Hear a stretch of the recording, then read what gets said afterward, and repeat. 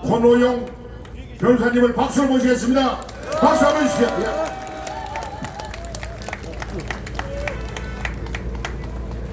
존경하고 사랑하는 황교안 총괄대표님, 민경욱 의원님, 박윤성 사무총장님, 신임 서미란 사무총장님, 안녕하십니까. 또 그리고 100만 부방대원 여러분, 안녕하십니까. 저는 권오용 변호사입니다. 2020년 4.15 총선의 대규모 부정선거 이후 부정선거 진상규명과 국민주권의 회복의 기치를 건 민경욱 전 의원님이 본인이 부정선거의 피해 당사자로서 도태우 변호사, 박지원 변호사 등 변호인단들과 함께 4.15 총선 무효소송을 제기하고 검증을 통하여 부정선거가 자행된 사실을 확인하였습니다.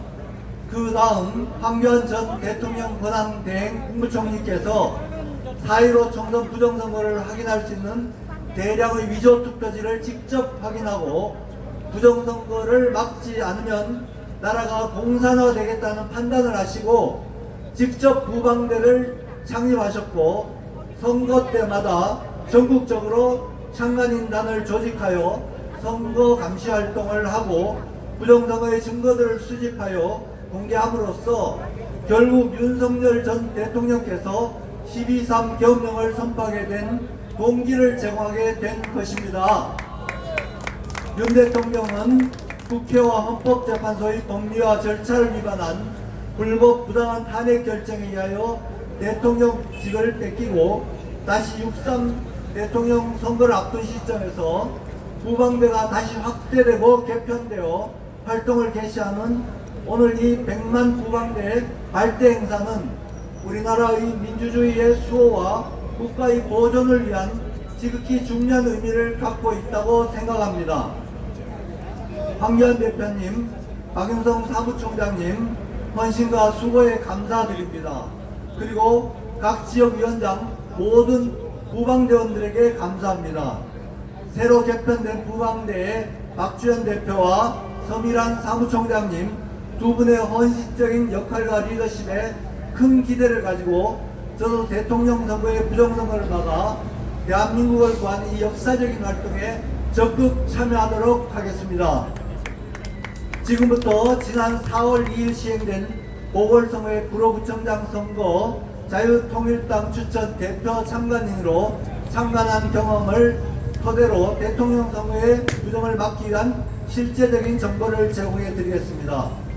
보도자료와 같이 중앙선거관리위원회는 4월 18일 자유통일당 이강선 후보가 출마했던 모두 부방대 대원들인 구로구청장 보궐선거 참관인 3명을 경찰에 고발하였습니다.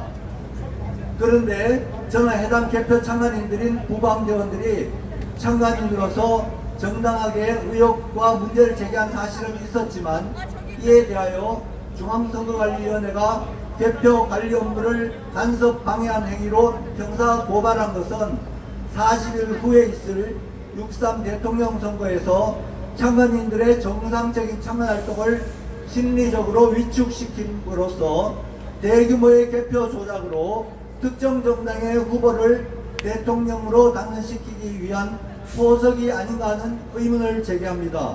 그 이유는 다음과 같습니다.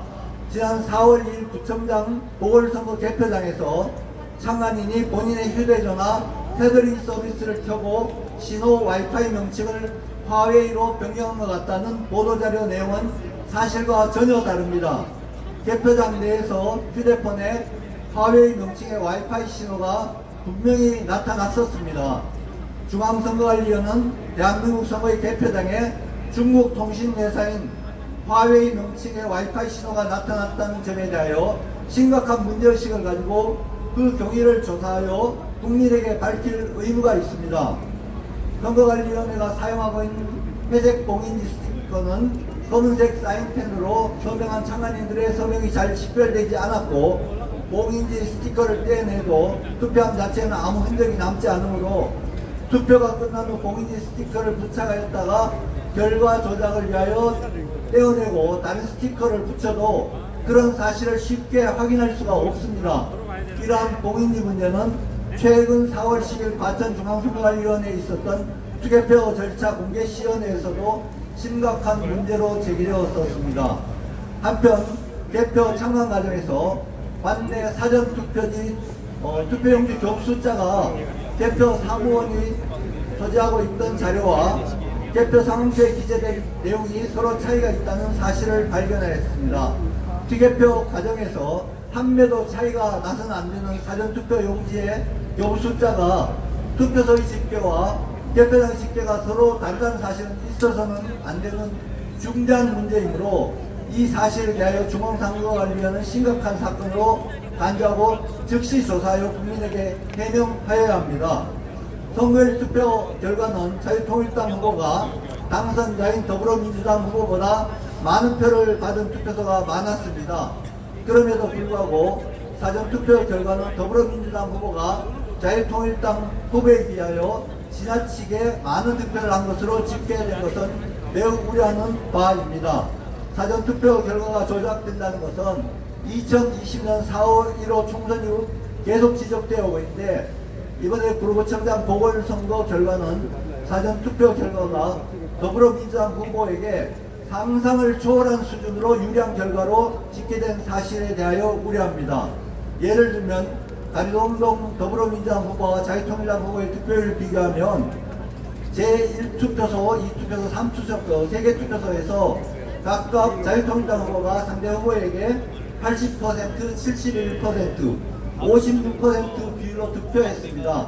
근데 관내 사전투표는 불과 13%의 득표율밖에 안 됩니다. 이건 말이 안 됩니다. 이렇게 선거일 투표에서 거의 70, 80%, 70%, 50% 이상 투표한 후보가 사전투표에 13%밖에 투표를 안 내나 말도 안 되고, 이거는 앞으로 41회 6.3 대통령 선거에서 구로구청장 보궐선거 수준으로 사전투표 득표율 조작이 일어난다면 더불어민주당 대통령 후보가 무조건 당선될 수 없다는 심각한 우려가 있습니다.